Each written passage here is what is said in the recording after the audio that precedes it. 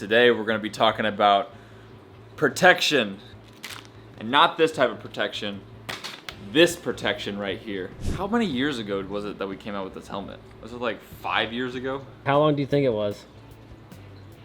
I think it was 5 years ago. It was 6 years ago. 6 years ago. All right, so 6 years ago, we revolutionized the scootering world with this piece of equipment right here. And the reason that this piece of equipment was so significant is because this is the first ever collaboration between a skateboard and a scooter company. And Clayton and I were able to make that happen. And it met at a center point, which is the helmet.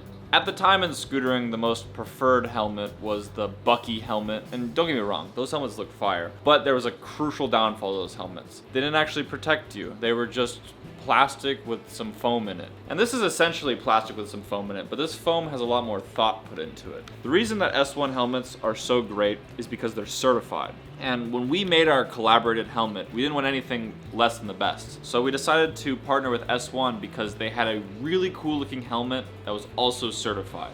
We created a whole YouTube video called Saving Your Life that essentially went into why certified helmets are so great. So if you really want to find out why certified helmets are great, go check out that video. This video is about the story behind this helmet and what it's transformed into and where it's going. So 6 years ago, we collaborated with S1. We came out with this helmet, and to be honest with you, I don't think Clayton or I could have imagined the success that came out of that helmet. It seemed like a couple years after that helmet came out, there wasn't a single person in scootering that wasn't wearing an S1 helmet. Furthermore from that, there was also a ton of people that were also making collaborations with S1, which is really cool. S1 became the prominent helmet within scootering. And I think what was so cool about S1 adopting itself into the scootering world, it gave scooter riders like a brand to look for. One thing that's interesting about scootering is a lot of the equipment that we use does not get manufactured by scooter companies or people who have their best intentions towards scootering. So to then buy a piece of equipment that does benefit scootering, where this company applies themselves into the scene, to be honest with you, that's why I think S1 helmets really took over in the scootering world. The help of our advertisement through Undialed, as well as the collaborative effort of the entire community also creating their signature model helmets. But there's a flaw to this helmet. Okay, there's a flaw to this helmet. This whole entire video is addressing that flaw. This is still a skateboard helmet. The only thing that makes it a scooter helmet is the fact that it has a logo owned by scooter riders trademarked and slapped on it.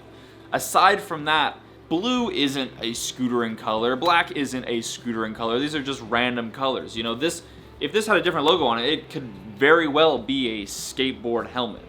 And that got us at Undialed thinking about what is the trajectory of scootering helmets and what would the future, the ideal future of the scootering world, what would the helmets look like? Because one thing that's so cool about S1 is it gave scooter riders an identification piece. When you roll to the skate park and somebody's wearing S1, there's a pretty good chance that they scooter. But it was still hard to tell because there was nothing significant about the helmet aside from the logo that clearly identified this is a scooter rider. If you think about other sports out there, if you think about football, if you think about baseball, if you think about lacrosse, you think about professional race car driving, all of the different mediums of sport all have a unique looking helmet. You can look at a helmet and I clearly know what discipline this person is about to apply their energy into simply based off of the physical look of the helmet. It sparked some neurons in my mind to fire about what would the ideal scooter helmet look like? What would the shape of the helmet look like? Signal to somebody else that this person is a scooter rider. Because that was ultimately the next step. So now we know the quota. There needs to be a helmet that has a distinct shape to it to identify as the scootering helmet, as the helmet for the scooter riders. We've partnered up with S1 again, obviously. Who else would we partner with? S1 is our only choice. We worked with S1 to create this unique looking shell to the helmet. We are so excited to show you guys. We got this big box right here. Big old box. Unboxing. Biggest S1 boxing in the world. The helmet shape that we are going with is a cube. That looks so good, it's dude. on. Bro, this is revolutionary. Now whenever you see a scooter rider, you know they're a square. Here we go. You get stickers. Come on, what's a helmet without some stickers? Make sure, if you ever see this guy, give him a nice thank you, because there's a couple scooter riders that shouldn't be alive right now, but shout out to this guy for being here. So we pull it out of the plastic. Ooh. And you're probably looking at this thing in the front like, what the heck is that? And this right here is the identification piece. Right here, we have a brimmed certified helmet. Now this helmet is a little bit different. It has a white lit logo with a gloss black S1 logo. What makes this helmet so unique and cool is the fact that it has the brim on it. It still has every bit of protection that your classic certified helmet would have. It's just aesthetically a little bit different. So something that I personally did a few years back, and I honestly started doing this because I didn't have the correct foam padding size inside of my helmet for a particular session. I put my hat underneath my helmet, and I basically just put the helmet on top of my hat. I have kind of this weird thing in scootering where in order for me to scooter at my fullest ability, I need something on my head. It's so hard for me to scooter without a helmet or a hat. And at the time, I loved wearing a hat. When I did wear a helmet, I would always put the helmet right on top of the hat. And I just liked having a little brim there, you know. I wouldn't say that it took away the sun that much, but it made me feel like I was buckled in a car. That's the best way I can describe it. So I started wearing basically a brim underneath my helmet. I started to notice that other scooter riders were starting to do the same thing. And it wasn't until Clayton and I started snowboarding when I realized that there's a lot of snowboard helmets that are just out there that include a brim on the helmet. And I just started to notice, I was like, this is such a good look. This looks so nice. Having just this little aesthetic change, I felt made the helmet looks more complete in a way. And I was really fond of it. So one day I went to the garage and I was like, well, first off, I went to Home Depot. I bought this sheet of plastic, and then I went to the garage and I was like, you know what? If I can't find a certified helmet with a brim on it, I'm gonna make it. So I went into the garage, and with the combination of plastic, epoxy, and clay, I shaped my first ever brim helmet.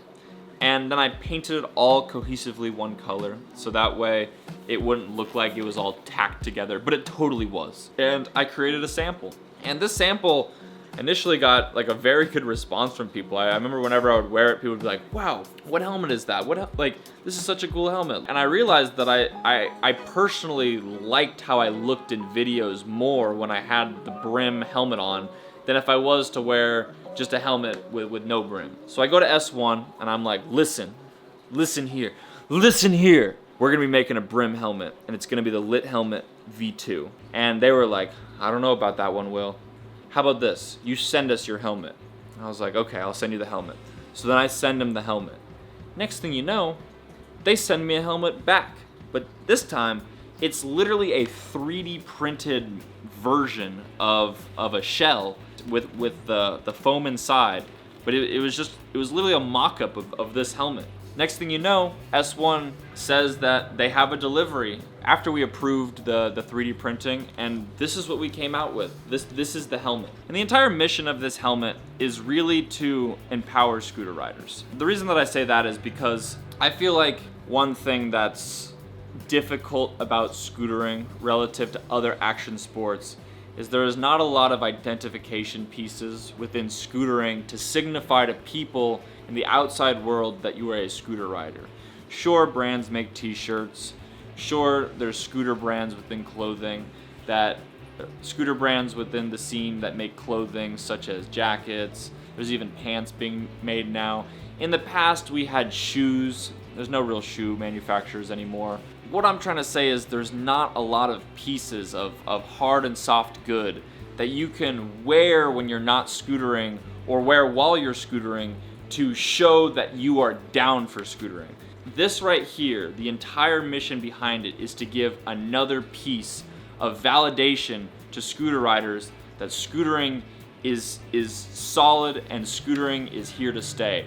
And if we're just all wearing skate shoes, if we're all wearing BMX pants, if we're all wearing football jerseys, how are we ever gonna signify to the outside world that we are a legit community? It's gonna be so hard. We need to build all that infrastructure. I talk about all this opportunity in scootering. I mean, that's where the opportunity is at. The opportunity is in building the structure and the perception of scootering. I really feel like as a scene, if we can adopt a unique look, what it looks like to be a scooter rider, I feel like we will be able to have such a stronger appearance to just culture in general.